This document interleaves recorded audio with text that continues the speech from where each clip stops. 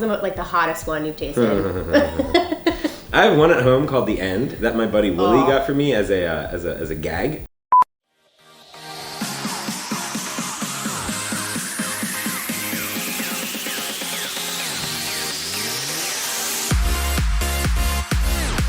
Hey guys, welcome back to Rave Culture Cast. We are here on Groove Cruise Day 2 and I'm here with Trivecta. Hi. How's it going? I'm a little sleepy. Yeah, just woke up 2 minutes ago. Yeah, but I'm here. I'm happy to be here. Thanks for having me. Of course, yeah. And how many Groove Cruises is this for you? This is number 3.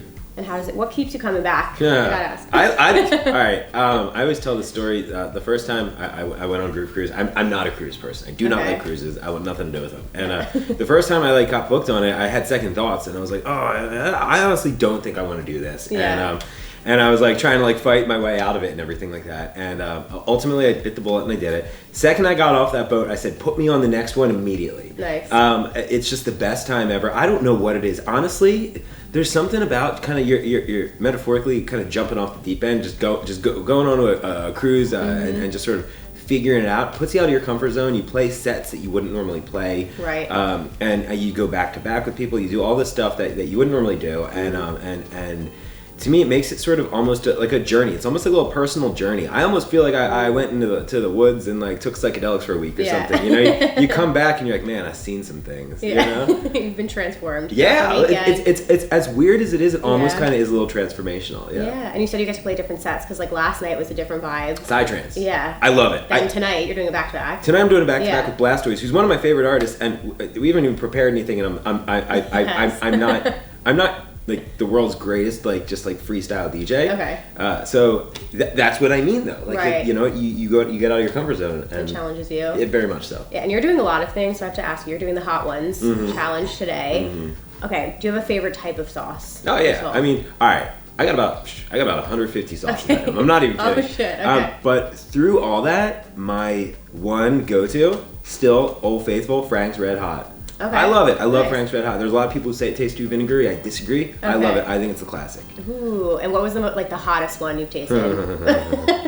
I have one at home called The End that my buddy Willie got for me as a gag. Jeez. It's called, actually, this is the version called The End Flatline. My math may be wrong here, but I believe so. You see the show Hot Ones, and they have that sauce like the Last Dab or whatever, and I think that one is 2 or 3 million Scovilles. The End Flatline is, I think, 7 million.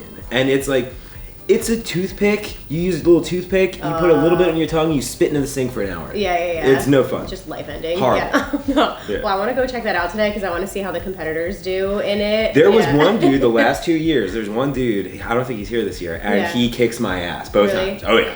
Okay, I'm excited to see that. Straight face, doesn't even care, houses it all, and just stares at me. Okay, this is gonna be a good one. Yeah. Okay, I randomly had this thought last night, watching your set. There was this group of people vibing in your jersey. I just want to ask you, how does it feel when you see people wearing your merch and your jerseys? I love it. Yeah. It's just really cool to be able to sort of captain something creative and have people connect with it, and and see them out there representing it. Yeah. It's really cool. I really like it. Yeah. And you have so I just talked to Benny from Ophelia. We were talking a little bit about your community, but also your artist friend group is so tight knit, and the community has been built that way. How does it feel to perform with your friends? Oh, it's great. We all say we don't know what we'd be doing without that. We kind of got real tight during the pandemic. We started a little WhatsApp and just got real close during that whole time. And I don't know. I feel like I would be lost in this industry without them. You know, we all sort of come from different places, so we have different perspectives on everything, and balance each other out really nicely. And the best is when we just do these stage takeovers or whatnot, and we all just get after it together. It's the best. I was gonna say the group chat is popping off with you guys nonstop.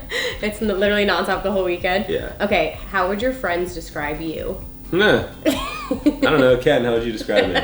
Oh man, good stuff. He said good stuff. This is pre-interview, Ken.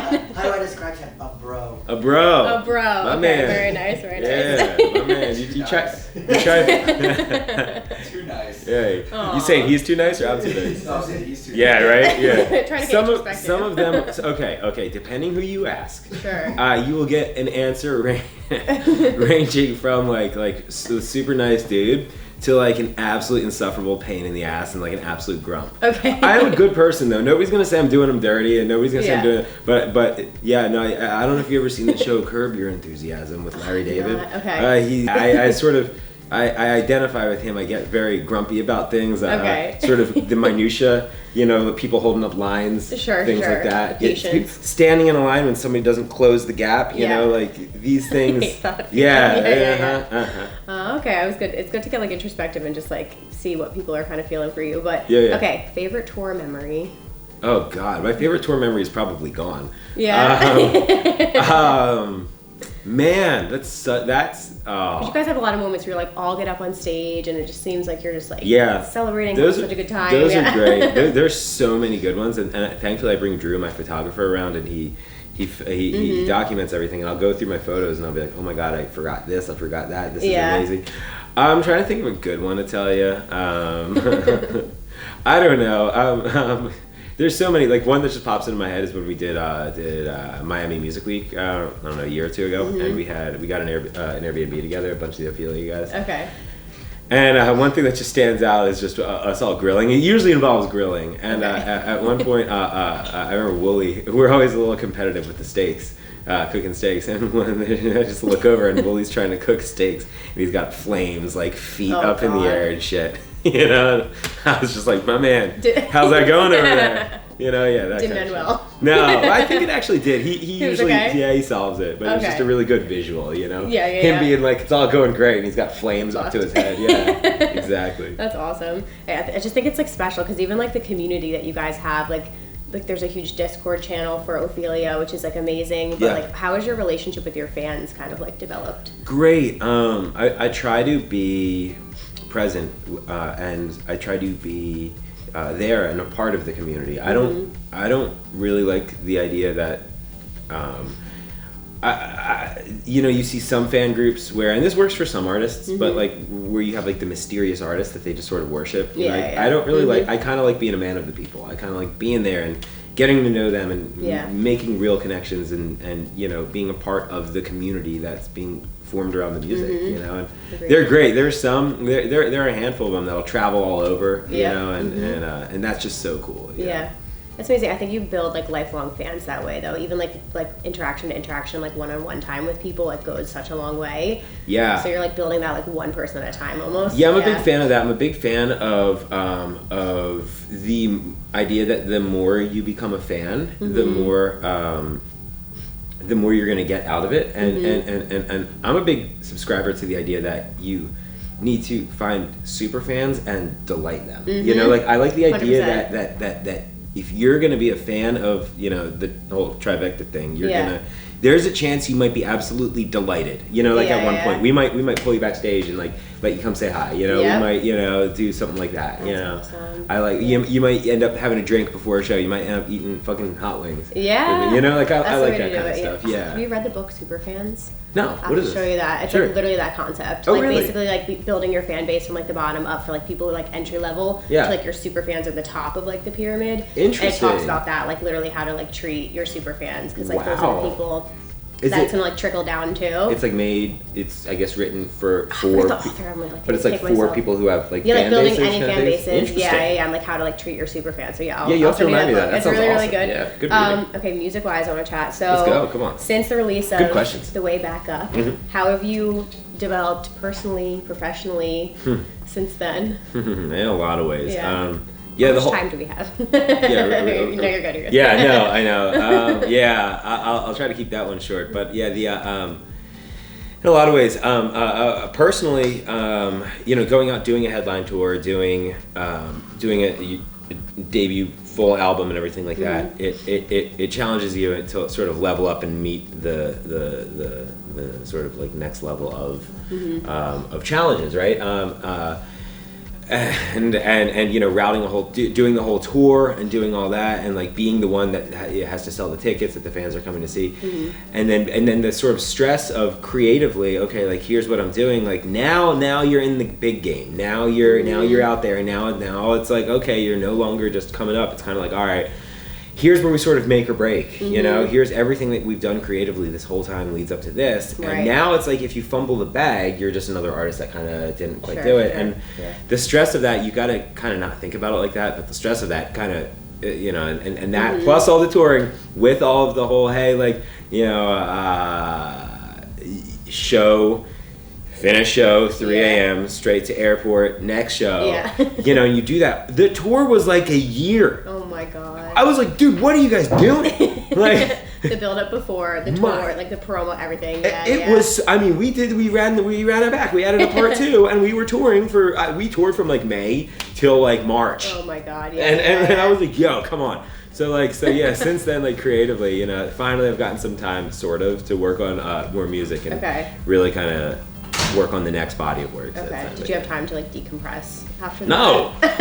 No, not really. To recenter yourself? No. Yeah, not really. Sort of. Okay. I told him I've been just saying no to everything in the first couple months of this year, unless things are just like hard to say no to. Yeah. Boundaries. Yeah, because I'm just like I just need to finish music. Right. And thankfully, you know, I made this last year the year of collabs and remixes, so it was easier to finish songs because it would be a remix that was already sort of a song. Yeah. Or a collab where somebody else was carrying the load with me. But now I'm gearing up to do the next body of work, and that's why I'm like, all right, I'm really leaving the flow alone. Yeah. Fair enough. Okay, my last question for you is, what gets you out of bed in the morning right now? Other than this interview. Yeah. Oh, literally. Actually, it's funny you ask that. Yeah. Literally this interview. Usually, if it's a show, I'm up too early for, you know, bullshit. But no, on a typical day, I'll wake up and I'll lay there. I'll like go on my phone because I hate going on my phone, but I go on my phone. I need to work on this. Sure. And I get like grumpy and I like, you know, go on social media, and social media is designed to show you things you don't like to get you worked up. And you know, and then I'll like, you know, go through like my little Dropbox, like listen to songs I was working on and stuff like that. And then I'll like get a little inspiration, something will click, and I'm up. Kick the legs up, out of bed, make some coffee, get straight to work. Start shooting emails, start working on the sort of administrative side, get in the studio and start working on the creative side. Awesome. I just wait for the little spark to click. So the music kind of like that's kicks it in. It's always the music. At the end of the day, it's always the music. Yes. What's your coffee order? I use an espresso machine at home. I just drink it black like my soul. Oh, beautiful point to end on. Okay, and I have a quick little like fast like rapid fire round. This is first. So first with Trivecta. Okay, first CD you ever bought. Powerman 5000, Tonight the Stars Revolt. Oh, nice. Okay, first rave you attended. Maybe like Avicii at the venue. No. It was something in like 2011, 2012 in Tampa. Nice. Yeah. I was gonna say 2011 was like Dayglow for me. Like yeah, it was like yeah. First remix you ever did. I did one when I did one not as Trivecta. I did one before that of what was the first one? I got the stems for Nicky Romero's Symphonica for a remix contest, and I thought I was gonna win. I won the community vote actually, but I didn't win the final thing. Yeah, that's right. Okay, first music festival you played. I was in a band, and it was oh my god. Right, we're going back here. Yeah, we went. A lot. It was probably some like hippie festival in Florida. Okay, nice. First person you call with good news? Mom. Nice. Yeah. And then first memory with a fan. Do you remember like a first like hardcore like fan interaction? Yeah. First. Yeah, it was when Ken came up to me after a show. Shit. What was the first? I remember when I went on the. No, I think it was before I started even playing shows.